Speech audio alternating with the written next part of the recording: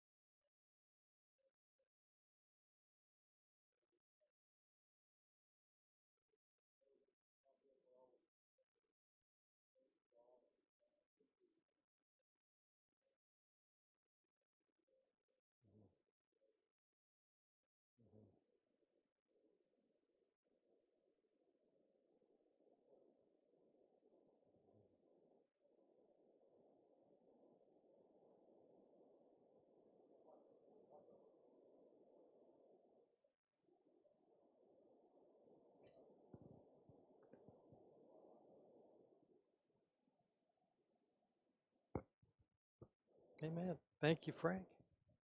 Well, good morning. As we mentioned, we uh, we got a good crew here who somehow worked their way around the marathoners, and good to be here. Good to have you.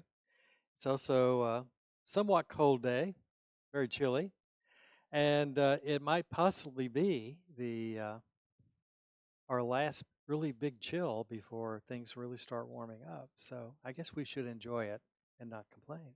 Anyway, we are in chapter 15 in the Gospel of Mark. We've been looking at the story that Mark has been telling us. And we left off last week at where Jesus was going through this trial before the high priest, the official high priest Caiaphas.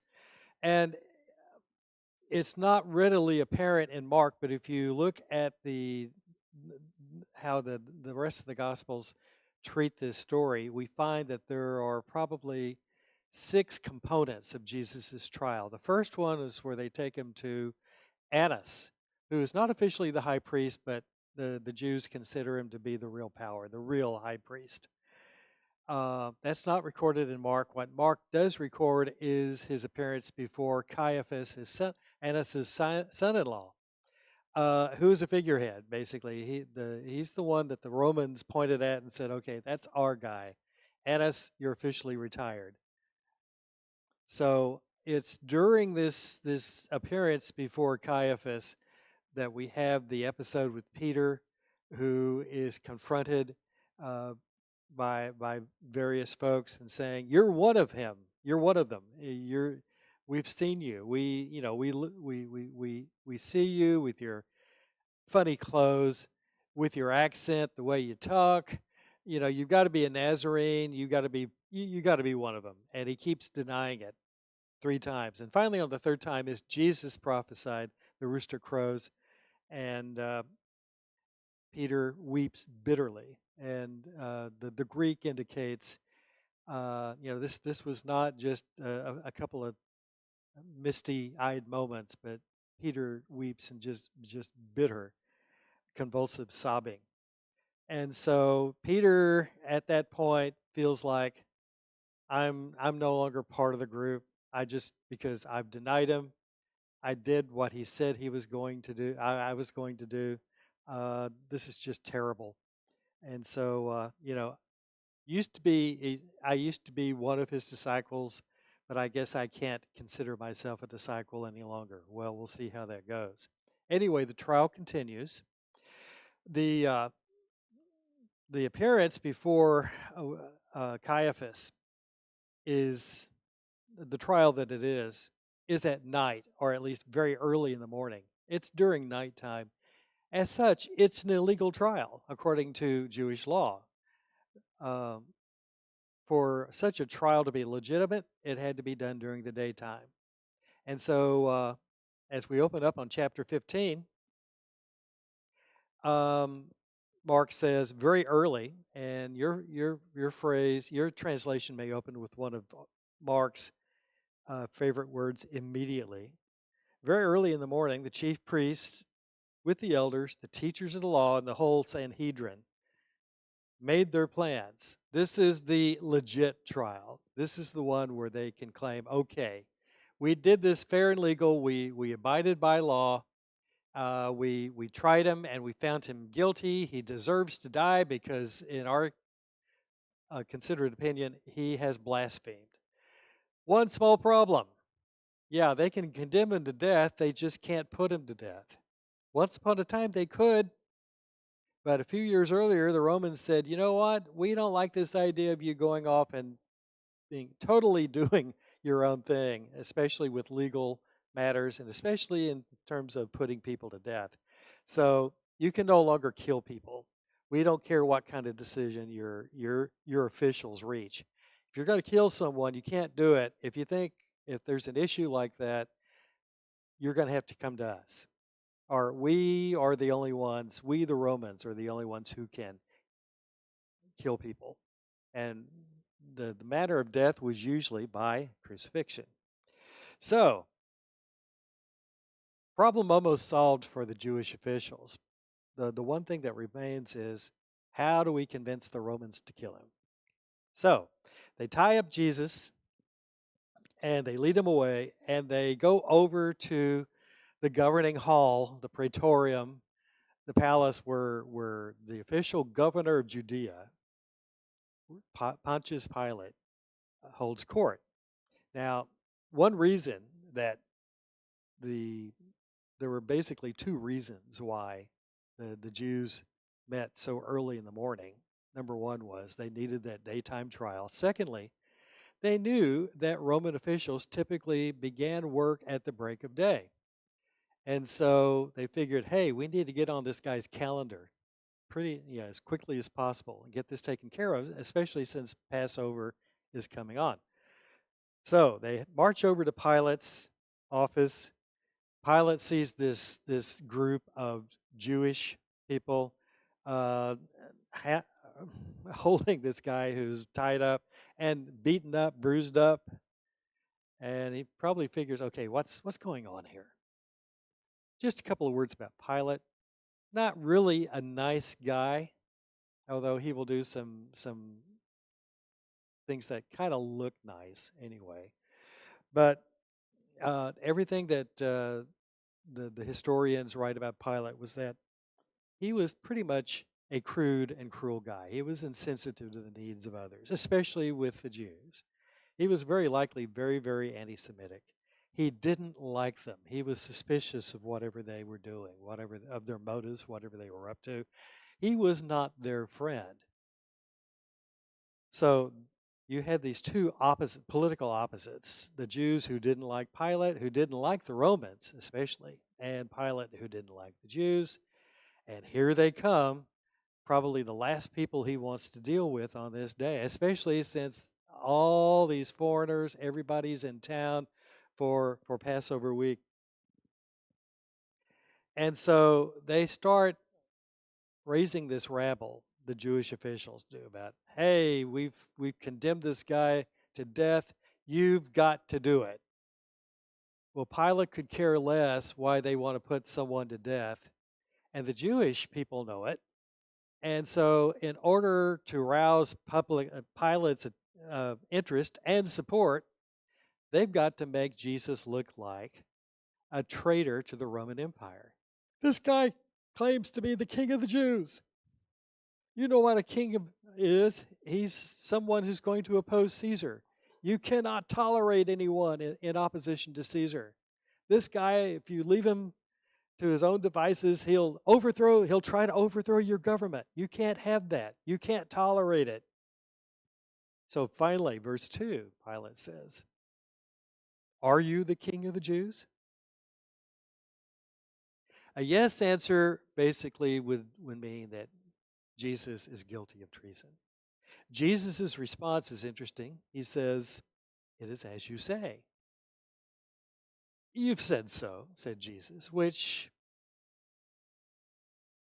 kind of sounds like an agreement. Now, in the other Gospels, Jesus explains in what way he is a king.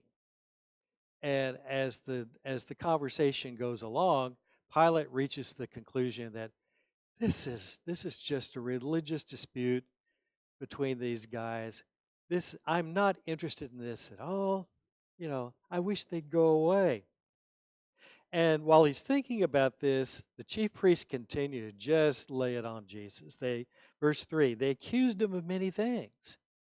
And if you're wondering what those accusations are, in Luke chapter 23, Luke lists the various charges. They accused him of inciting riots, of encouraging people not to pay their taxes. Oh my gosh. That in itself would be cause for concern. And then, of course, there was the charge of, hey, he's trying to make himself a king and lead a revolt against the government. So Pilate listens to all this. He just wants to be rid of it. So verse 4, again, Pilate asked him, aren't you going to answer? See how many things they're accusing you of. Well, one thing about Pilate, as the governor of Judea, more than just the governor that we think of today, this Pilate basically had the power of life and death in his hands. And if someone was basically had received a death penalty or was about to receive the death penalty, if he was a convict or someone who was in trouble with the law, who was deserving of death, appeared before Pilate to plead his case, he knew what would happen. There would be all sorts of protestations of innocence. They would be pleading their innocence, or if they were guilty beyond a shadow of a doubt, they would be pleading for their lives. Jesus is standing there, just saying nothing, just listening and watching and observing what's going on. So finally, this is another thing that amazes Pilate. Finally, he says, hey, aren't you going to respond to all this? Mark says, Jesus still made no reply, and Pilate was amazed. This is not the behavior of a man who is facing death. So Pilate thinks of, okay, what can I do? These guys are giving me a headache. I need to get on with some other stuff. Hey, I know. Jews have this guy that they call king. Ha ha, nod nod, wink wink, and we tolerate that. That guy, of course, is Herod, or the son or the grandson of one of the Herods. So he says, tell you what, why don't you guys take your dispute over and visit with Herod, see what he says. He thinks problem solved. He's out of my hair. I can just go on, settle down to what I was going to do today. Well, it's not recorded in Mark, but at that point, Pilate sends Jesus to Herod. Herod's happy to see Jesus because he's heard all these things that Jesus has done. He wants to see Jesus pull a few miracles. Hey, pull a rabbit out of the hat, or kind of thing. Do a magic act for me, Jesus. Doesn't do that. Well, after a while, Herod just kind of gives up and says, okay, go back and see Pilate. Sends him back to Pilate. Pilate looks up. Here they come back. Oh, good grief. They're back in my hair. What am I going to do? So he keeps thinking. And Mark tells us while this is going on, now it was the custom at the festival to release a prisoner whom the people requested. And it turns out, verse 7, a man called Barabbas was in prison with the insurrectionist who had committed murder in the uprising. Yeah, if there was somebody clearly deserving death in the eyes of the Roman government, it was this dude. This man should not be allowed to breathe 30 minutes longer than he is now. He, in fact, for all we know, he might have been fixing to be executed. And Pilate thinks, this gives me an out. This guy is such a common criminal. I'll leave it to the people here. And the people, being so commonsensical, will do the right thing and let Jesus go. And in fact, at that very moment, there was a crowd gathering in front of the praetorium, in front of the palace, the governor's palace, because this was the custom. And they said, hey, Pilate, give us our prisoner. Release the one that you have selected to give us. Pilate thinks he has an answer to this problem that he doesn't want to deal with. Pilate asks, verse 9, "Do you want me to release to you the King of the Jews?" asked Pilate, knowing it was out of self-interest. It was out of envy that the chief priest had handed Jesus over to him. Great solution, right? Not so much. It kind of boomerangs. This ploy just blows up in Pilate's face. A few things to remember about. Okay, what about this mob that's gathering out? Well, first of all, it's probably seasoned with a few folks that have been carefully selected by the chief priest and their allies to uh, basically ask for whomever the chief priests want them to ask for. Um, Barabbas, hey, this sounds like a bad dude, right? He's a murderer. He led an insurrection. He revolted against the government. Yeah, Romans don't like him. What do you think the Jews consider him? They might actually consider him a hero. Hey, look at him. He's trying to overthrow the government. Good for him. And here's a little psychology here. Who did Pilate hopefully recommend? As factually, who would Pilate speak for release as the chanting goes on with the mob? He argues for Jesus. Bad choice, bad psychology. This kind of mob mentality that is basically, they hate the Romans to begin with. You think they're going to go with someone whom Pilate recommends? Likely not. So what we see here is the chief priest stirred up the crowd to have Pilate release Barabbas instead.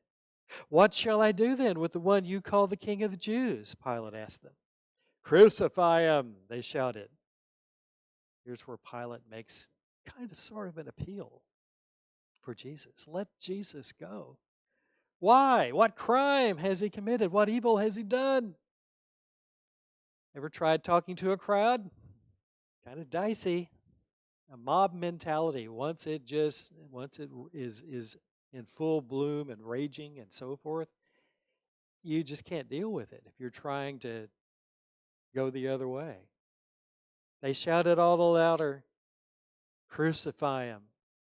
And it's about this point that Matthew tells us that Pilate's wife sends him a message about Jesus. She says, "Have nothing to do with this man. I've had this very disturbing dream about him. He is innocent. Don't do anything to him." So the crescendo is building and building and building, and finally Pilate has enough. He says, I'm just done with this.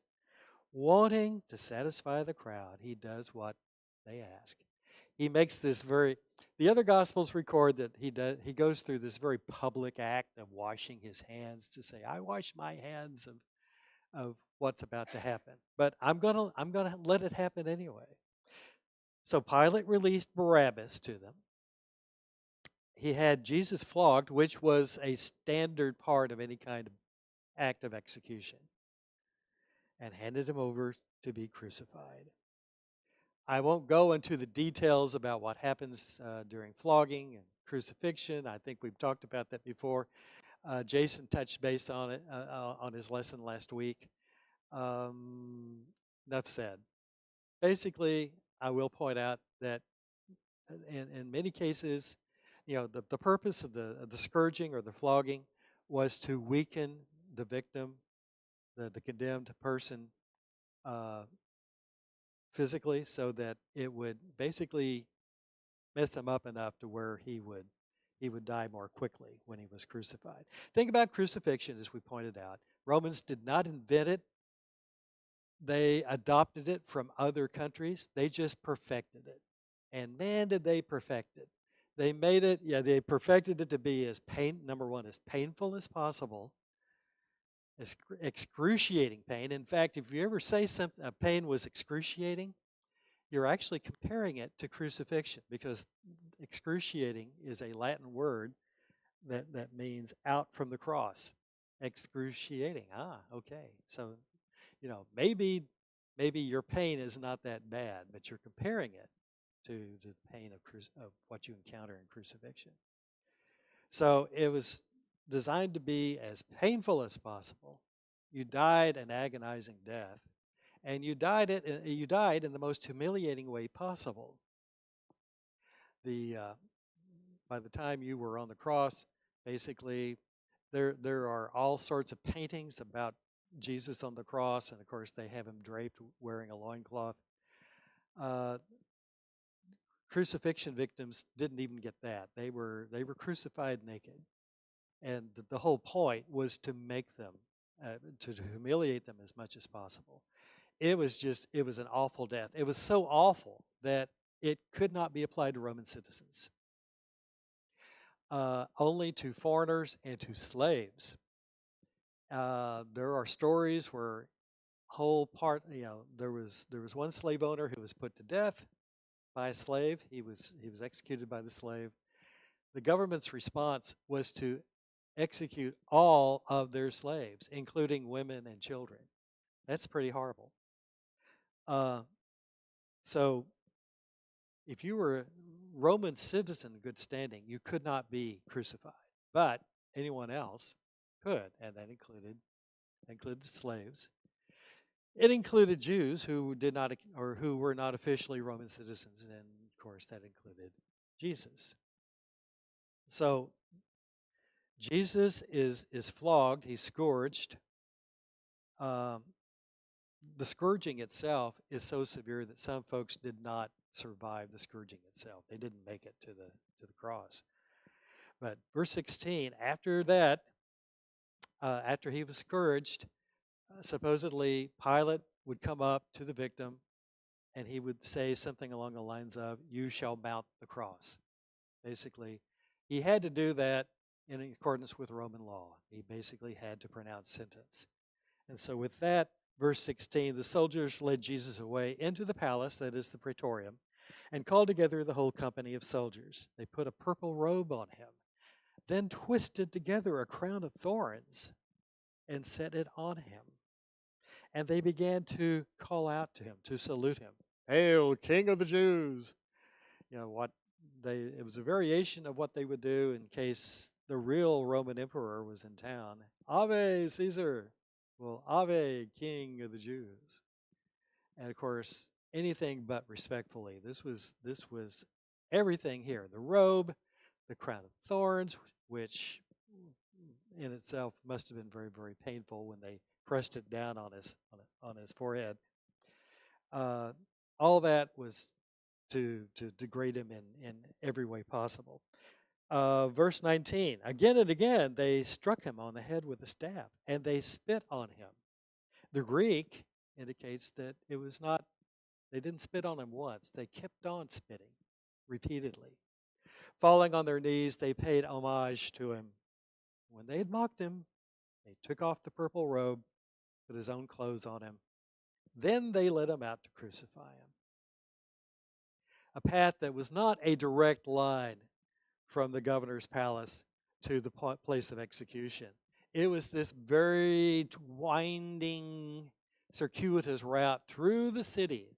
And basically Jesus was in the middle of this parade. There was the centurion led in front. Maybe he was on a horse. There were soldiers behind him. He was carrying the crossbeam on which they would ultimately nail him. That beam could weigh anywhere from 75 to 125 pounds. He's already in bad physical shape as it is, and then he's hauling this very, very heavy beam. That's one of the acts of humiliation. You had to carry the beam on which you were going to die.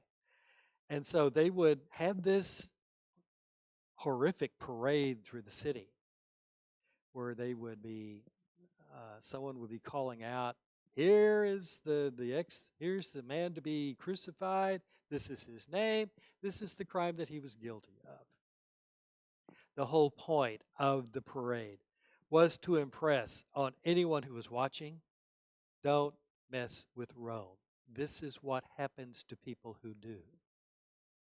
And so this awful parade continues, At some point, Jesus begins to falter. We're under the weight of this crossbeam. So, verse 21, a certain man from Cyrene, that's a city in modern day Libya in Africa. His name was Simon. He was the father of Alexander and Rufus, Mark says. Why does he point this out? Many historians and commentators believe that Alexander and Rufus actually were members of the early church. And if so, it may have been due to what happened to their dad, Simon, who was in town for whatever reason. He may have been a good Jewish person, just in for the Passover and for the festivities. Now, it wasn't unusual for the Romans to come up and draft someone to carry the condemned man's cross. This happened. But they had to be careful whom they chose. They couldn't ask an upstanding Roman citizen to do it. They might have their heads if they did that, because this was a perfect insult to a Roman citizen. They could ask a Jewish person to do it, but they had to be careful which one, because pick the wrong Jew and you could start a riot. So they look at they look at Simon. He's from Cyrene. Maybe his skin is a little colored differently from the other folks. The soldier in charge puts two and two together. That's the man. We can draft him. So he goes over with his sword, lays the flat side of his sword on the guy's shoulder, and he says, I impress you in the name of Rome. Hey, buddy, you're going to carry this man's crossbeam. And the guy can't say no. Oh, he could, but it might be the last thing he says. You know what I mean? At that point, the soldier just might possibly use the business end of his sword on the guy. So when you're in that situation, you cannot argue with the soldier. The soldier says, you're going to do it. You're going to do it, even if you don't want to do it. So Simon takes the crossbeam and carries that. And then verse 22, they brought Jesus to the place called Golgotha. Another name for that, another translation for that word is Calvary. The name means the place of the skull, apparently because that's how the geographic features of the place resemble. Then they offered Jesus wine mixed with myrrh. This was a kind of a standard thing. In fact, there was kind of like a woman's auxiliary group who, we really don't approve of crucifixion, but, we shouldn't, we should do whatever we can to ease the condemned person's final moments. So they would offer, thanks to them, they would offer this basically, it was wine mixed with myrrh. The myrrh was gave it a bad taste, but the myrrh was the substance that basically knocked you out, so that you didn't feel as much of the pain as you would otherwise feel. Jesus refused it. He's going to take as bad a shape as he's in. He's going to face it with a clear mind. And they crucified him, dividing up his clothes, because that's, as we mentioned, that's how they were crucified. They cast lots to see what each would get. Clear fulfillment of the prophecy in Psalm 22, which Jason read to us last week. Verse 25, it was 9 in the morning, or it was the third hour. How do we know that translates into 9 a.m.? Because the day in the culture of the time, the day traditionally started at 6 a.m., daybreak, or what was close to daybreak. So, third hour, 9 a.m., 9 in the morning, when they crucified him. The written notice of the charge against him read, the King of the Jews. Standard procedure, they would mount a little sign above the man's head, naming the crime for which he was dying. And we know that also in the other Gospels mention that this infuriated the chief priests and the Jewish officials. Pilate says, I've done what I've done. Don't mess with me. They crucified two rebels with him, one on his right, one on his left. Verse 28, your translation may or may not include verse 28, maybe as a footnote. But verse 28 reads, so the scripture was fulfilled, which says, and he was numbered with the transgressors. And that is a verse from Isaiah chapter 53. All sorts of prophecies being fulfilled here and how the crucifixion is being carried out. Those who passed by hurled insults at him, shaking their heads and saying, so, you who are going to destroy the temple and build it in 3 days. Again, another misapplication of what Jesus originally said. So, since you who are going to do this in 3 days, come down from the cross and save yourself. Likewise, the chief priests and the teachers of the law mocked him among themselves. He saved others, but he can't save himself. Let this Messiah, this King of Israel, come down now from the cross that we may see and believe. Hey, Jesus, give us a sign.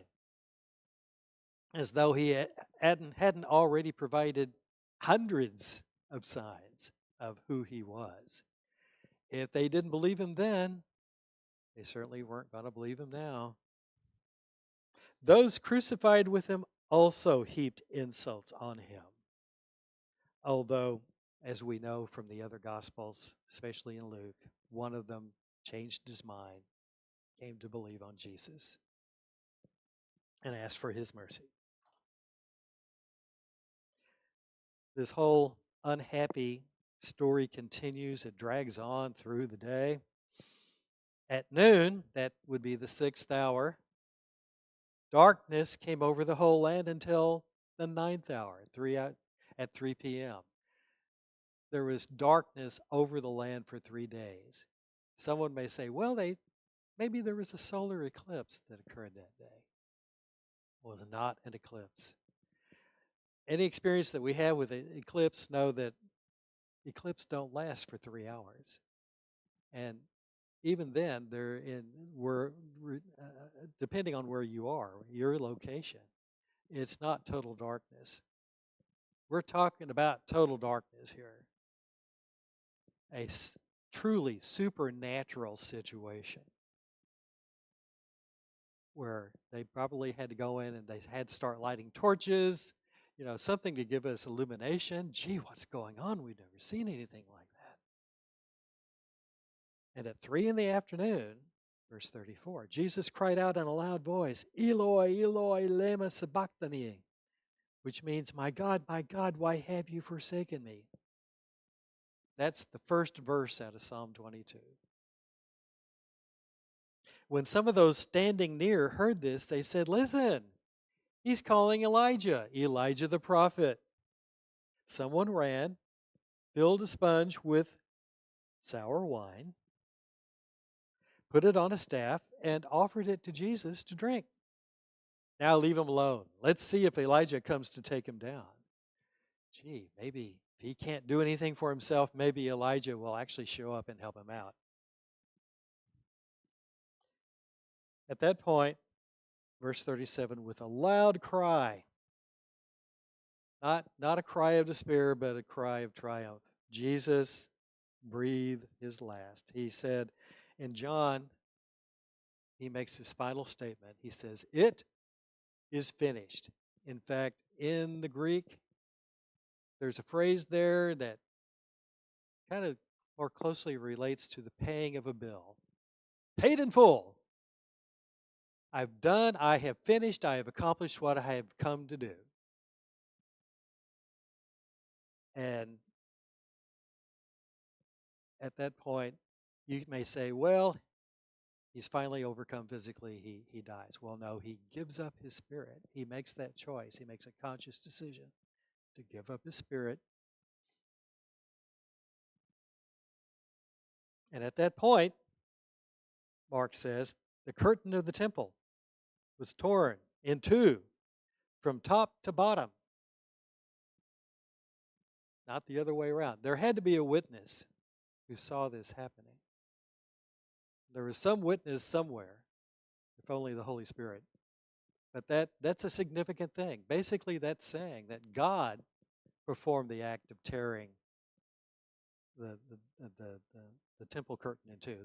The curtain basically was the entry that separated the Holy of Holies from the rest of the temple. Remember about the Holy of Holies?